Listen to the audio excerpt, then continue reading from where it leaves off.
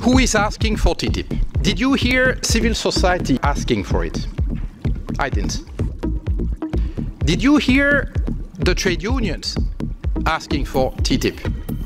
I didn't. Did you hear the NGOs ask for TTIP? I didn't. Did you hear the SMEs ask for TTIP? Well, some of them. Who asked for TTIP? Major corporations on both sides of the ocean. Who want TTIP? So ask yourself, who stands to benefit from this? TTIP is beneficiary for the big companies, but local producers, consumers, local farmers have to pay for this agreement. TTIP will undermine our animal welfare standards. It will bring an acceleration of the ongoing intensification of animal farming in Europe.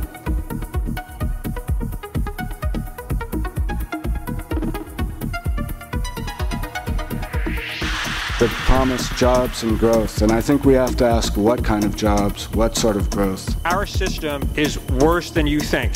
You will look at it and it is worse than you think. The great thing that we have in Europe is our approach to legislating with the precautionary principles. And this is not the same in the US. Lawmaking in the US is basically that.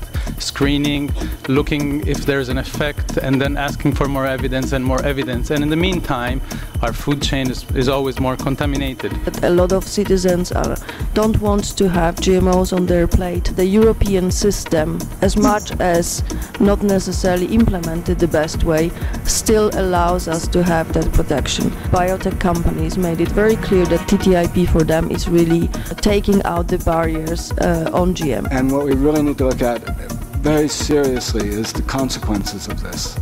What's this going to mean for public health? What's it going to mean for food safety? What's it going to mean for the environment? What's it going to mean for farmers? It is a run for the lowest price and the lowest standards. I think there is zero chance that if those objectives are achieved, the higher standard prevails when the next situation arises. Big transnational companies as Monsanto or Kraft in food or Cargill in feed are trying to impose their standards for making more trade all over the sea. I guess the point is we're going to get rid of all the multinationals. All multinationals are dead. We probably...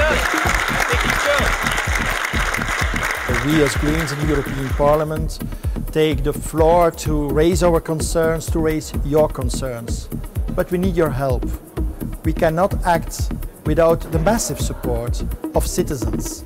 So do participate at events, do sign petitions, be active against that negative TTIP.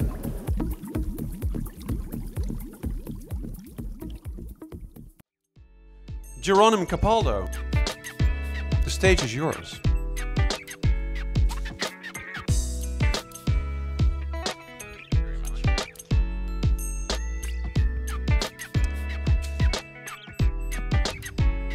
Good night, everyone. It's great to be here, and I apologize for speaking in English. Unfortunately, I don't speak Dutch.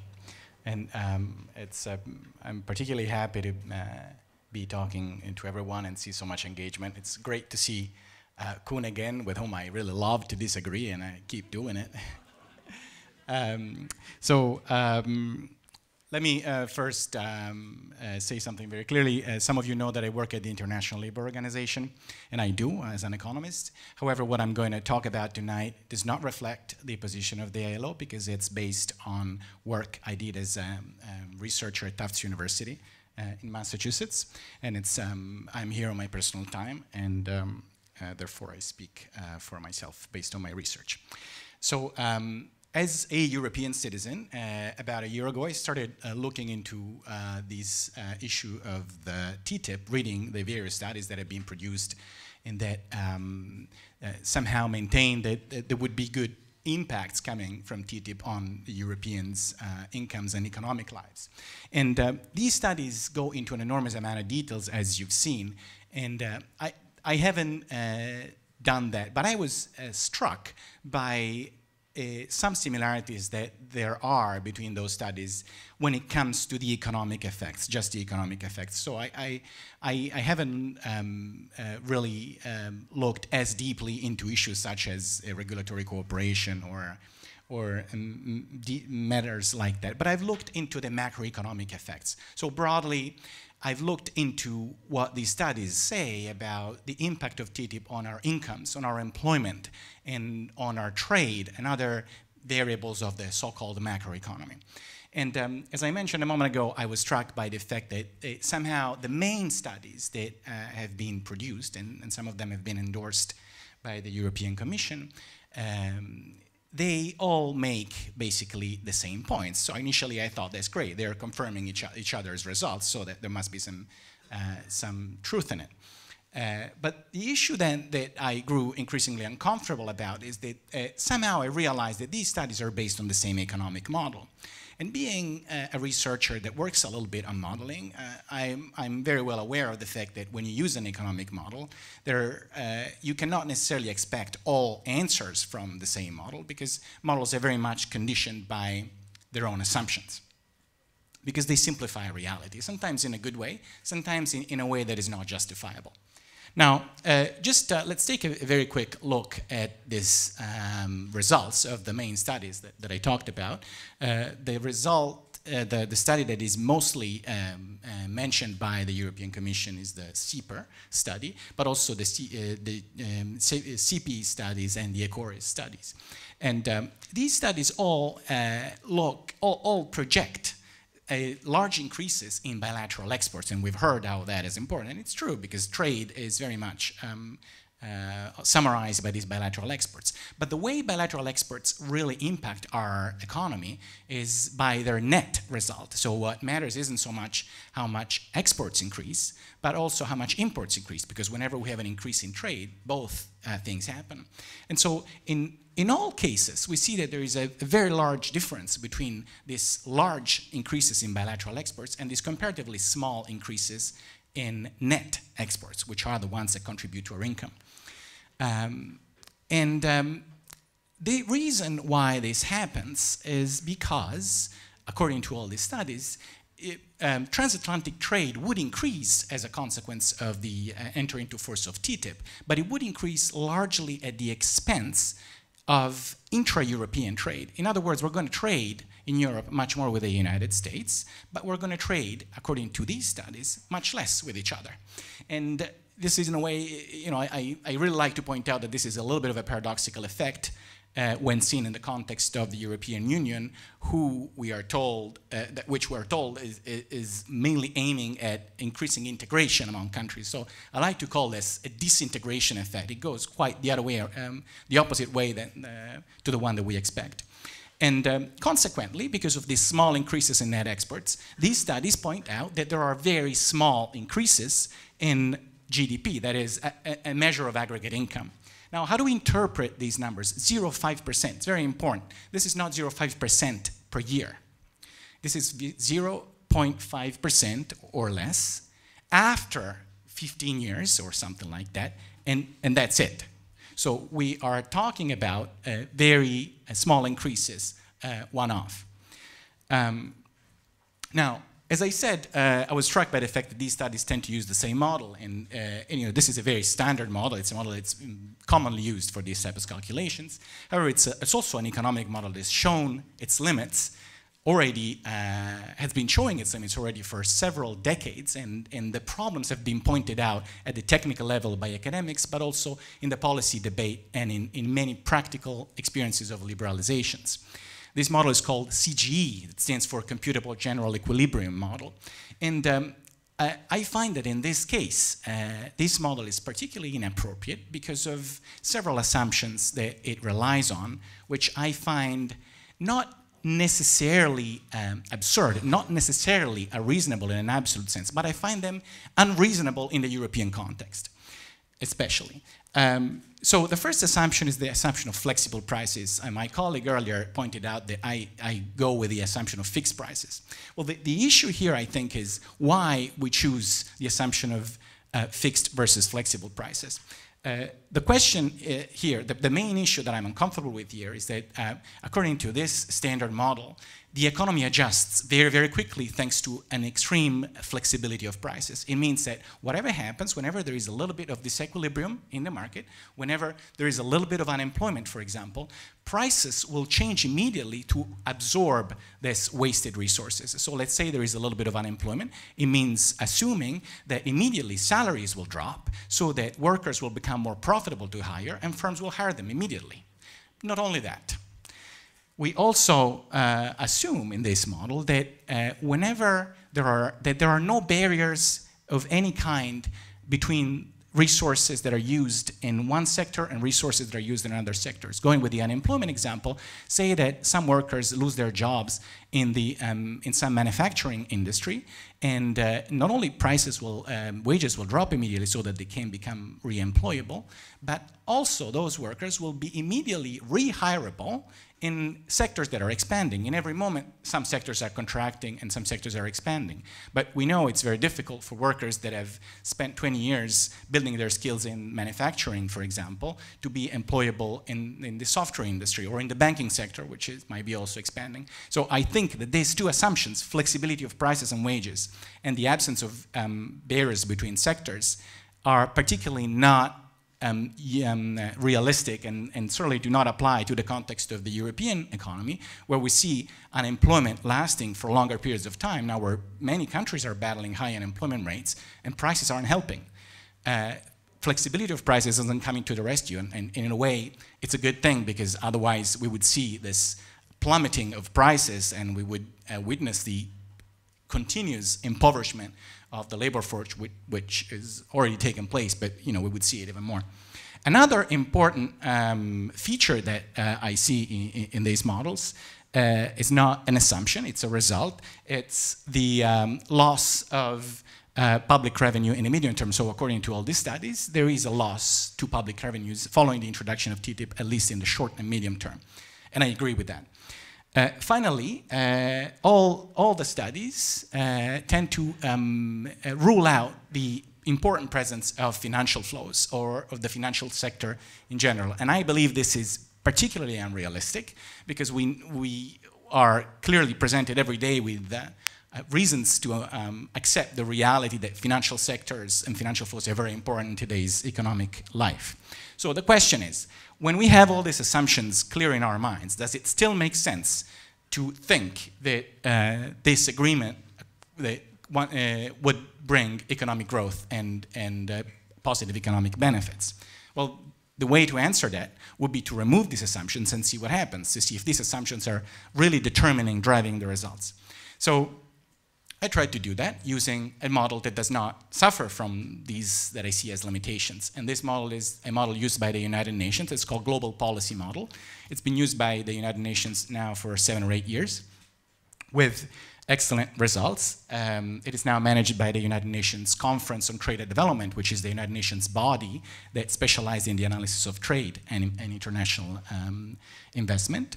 It's a model that's performed very well, in many cases better than other models, in assessing important vulnerabilities of the world economy.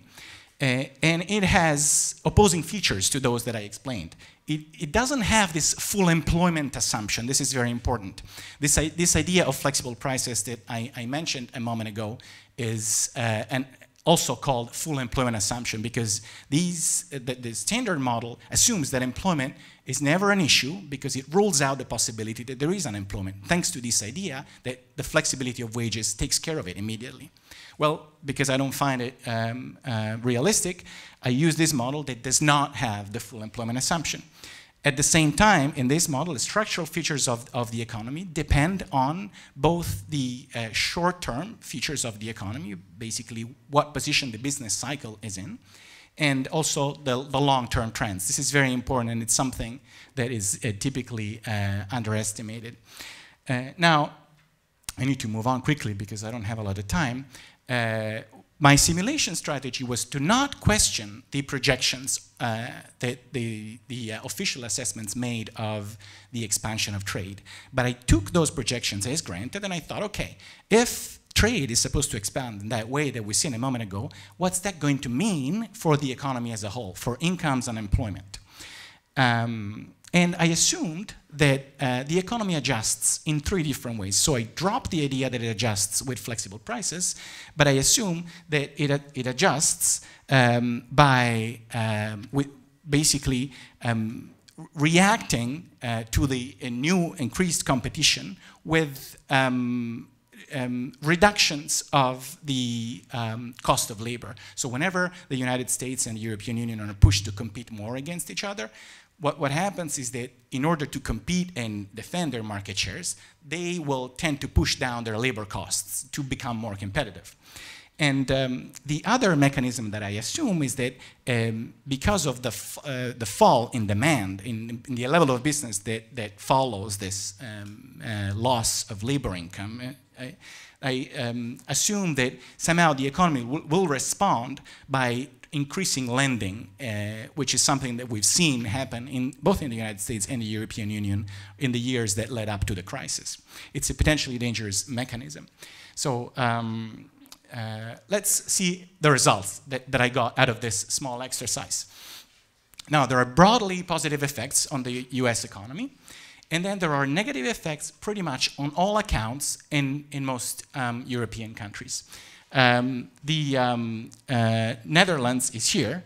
Other Northern and Western Europe, unfortunately, doesn't feature as a standalone country in the model. But you see that in all European areas, we have negative impacts in terms of net exports, in terms of income, in terms of employment. We have losses across the board in Europe. In terms of employment income, that is the income per employee would fall in all areas. We have losses in terms of net taxes, and we have an increase in the dependency ratio, that is the number of people that are sustained by one job, both through formal social protection systems or through informal, would increase. Now, the easy way to explain this is to show that, so the labor share, that is the cut of total income that goes to labor, would decrease, and these are the dark lines, would decrease following the introduction of TTIP. And this is because the various economy would start a rush to the bottom, a race to the bottom, in order to defend their market shares. Now, these shares have been falling already for many years. So the purchasing power of laborers would keep decreasing following the introduction of TTIP because economies would have to defend their labor shares. Now, the European Union would have to do this in a particularly strong way because it would be facing the United States, where the average labor cost, the unit labor cost, or the labor share, that is the cut of total income that goes to labor, is 53%.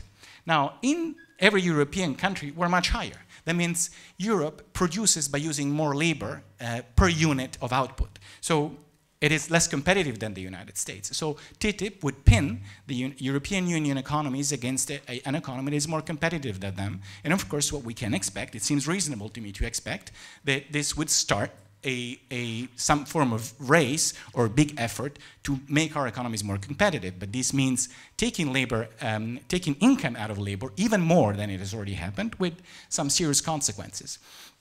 Now, we would also have an impact on financial instability, because following the fall of demand because of the income that is taken away from laborers, the economy would be, if history is any guidance, would be incentivized to sustain demand, increasing lending or increasing the valuation of capital stock. In other words, we would create the conditions for another financial bubble. Now, summarizing the results. It seems to me that based on these results that I'd be happy to clarify later in the debate, Europe would suffer, would have a net negative effect. The US would have a mixed effect because it would have positive impacts, but the quality of jobs, studies show, might suffer from it. The developing regions would have a mixed income. So the world as a whole would suffer from higher inequality, higher instability, and potential financial bubbles. And so the policy implications that I draw out of this are TTIP seems like a step in the wrong direction because it adds more challenges to employment. It subjects employment to more competition and more flexibility instead of doing the opposite, supporting labor incomes in order to sustain demand. And so, if anything, we need a change of course. For a sustainable growth strategy for Europe, we need exactly the opposite. We need to sustain labor incomes with strong formal social protection support and by keeping financial markets in check. Thank you very much. Thank you, Mr. Capallo.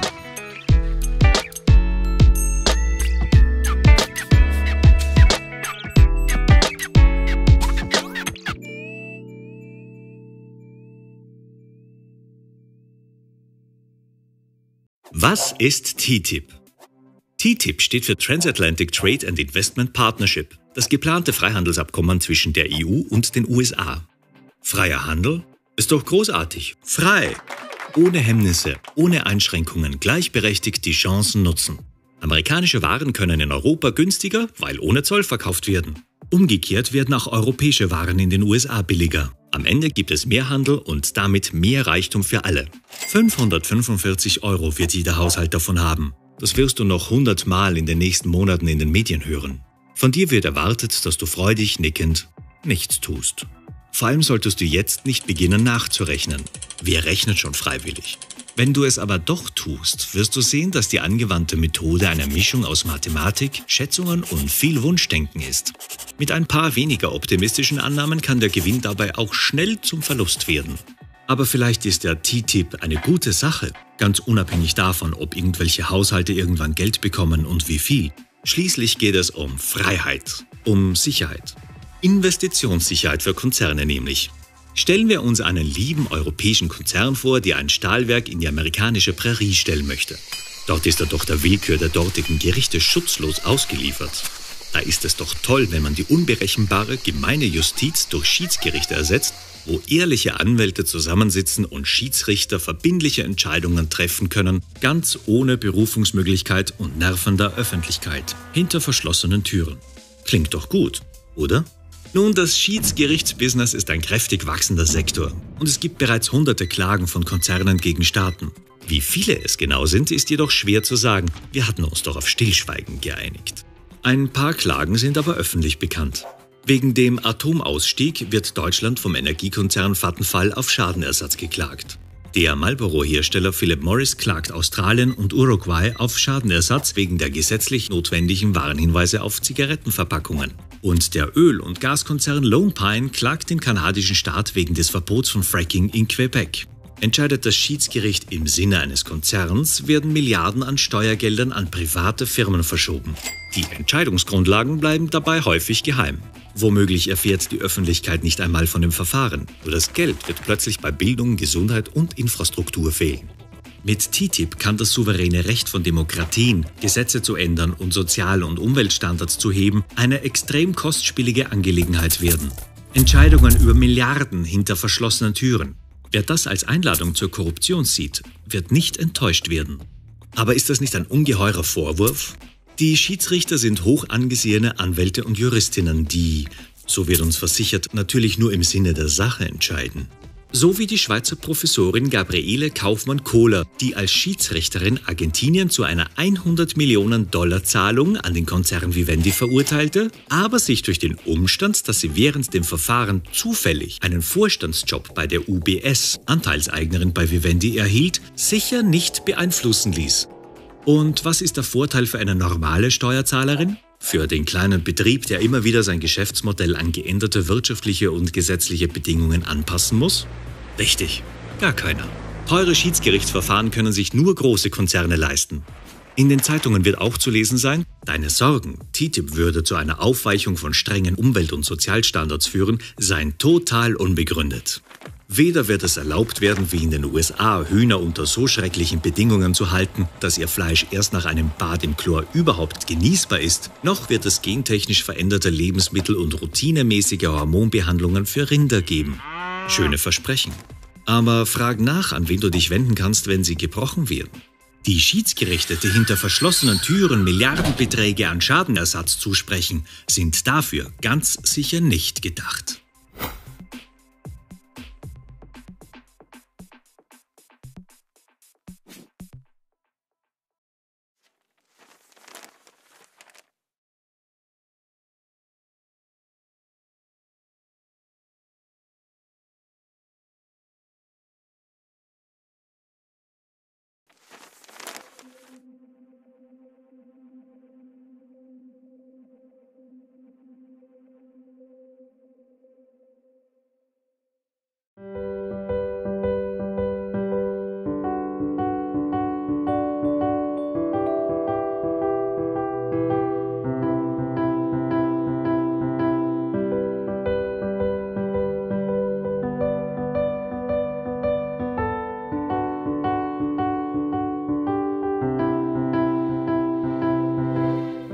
Well, in the United States, there's a broad coalition of groups organized under an umbrella called the Citizens Trade Campaign. We have consumer groups, labor unions, environmental groups, family farm, faith groups that have come together to oppose the expansion of what we call the NAFTA agenda, or the North America Free Trade Agreement, that happened in the United States 20 years ago. We've seen that that model has been a failure in terms of promoting jobs and the environment and so forth in the U.S. And so we have been mobilizing to oppose the Trans-Pacific Partnership, which is the Obama administration's negotiation with the Pacific Rim countries in Asia and Latin America, and then also this TTIP negotiations. We are very concerned in the United States about what the implications could be for our financial regulation, for example, post-crisis. We worked very hard to re-regulate the financial sector. That has been a very that's been a process that has been watered down by Wall Street and by other banks, and we know that they're trying to use TTIP as another tool that they can use to tie government's hands in the ability to actually regulate finance, and so that we can support the economy as opposed to having another crisis that could lead to another recession. We are very concerned about what the implications would be for our local public procurement policies. So at the local level, we have very popular policies that use our tax dollars to reinvest in our local economies through buy local programs. We know the European Commission has specifically targeted some of our cities to open up and to make it more difficult for us to actually reinvest and support social goals with our tax money.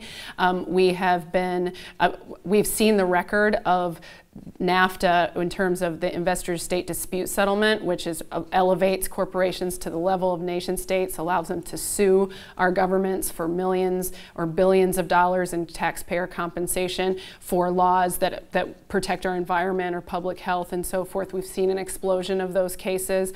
Under NAFTA and U.S. free trade agreements, there's a moratorium on fracking that's been challenged, medicine patent policies, toxics bans, polluters have been paid millions or billions of dollars in compensation. And we know that by expanding that flawed system and unjust system of corporate rights through the TTIP would be just the tip of the iceberg and be very dangerous. There are 75,000 corporations that would be newly empowered to use this mechanism on both sides of the Atlantic. So those are just few. We're obviously very concerned about the process by which this negotiation is happening behind closed doors.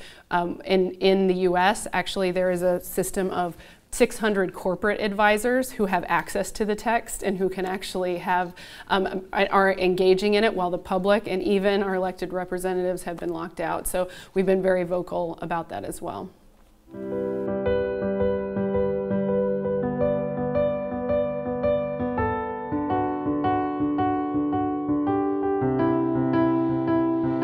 Well, it's been very exciting to come here to this meeting to hear about the mobilization that's happening on this side of the Atlantic and to see how the movement has grown even in the past few months in countries around Europe.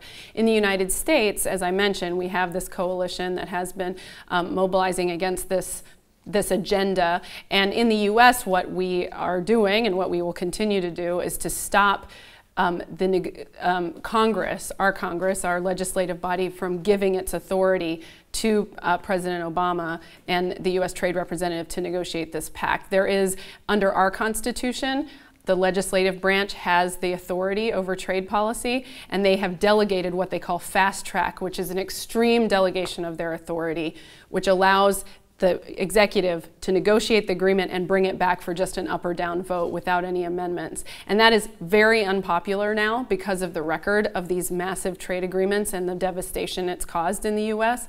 So because of our organizing, 3/4 of the president's own party have said they will not delegate this authority to him. And so we know that, so we will delay the ability of them to be able to conclude the agreement by making sure that there is no a delegation of that authority. And then we hope that with activists here in Europe who are mobilizing at the member state level and through the European Parliament, et cetera, that we'll be able to make clear that there are certain areas, particularly under the Investor State Dispute Settlement or ISDS, and transparency and some of the major concerns around regulations and public interest regulations, that this wish list of corporations that is embodied in the TTIP won't be able to go forward. We've been able to defeat these types of massive agreements in the past. The multilateral agreement on investment in the late 90s, 2000s. There was an attempt to expand NAFTA to the free trade area of the Americas